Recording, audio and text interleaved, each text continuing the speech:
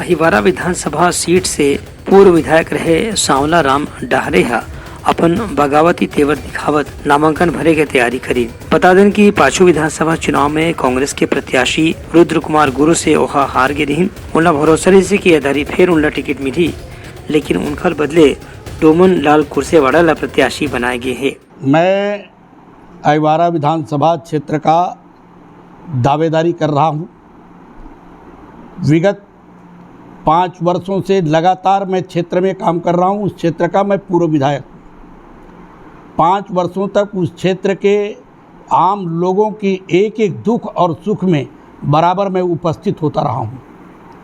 चाहे वो मरनी हरनी हो, शादी बर ब्याह हो, थाना कोर्ट कचहरी अस्पताल हो, सारा काम मैंने उस क्षेत्र का किया है। सांवला राम डहरे के कहना है कि जनता उनकर साथ में हवे, उनला स्थानीय कार्यकर्तावन के समर्थन घलो मिले है। यही पाए के ओहा अपन नामांकन भरे पर तैयार हुए हैं। ब्यूरो रिपोर्ट, उतलंका न्यूज।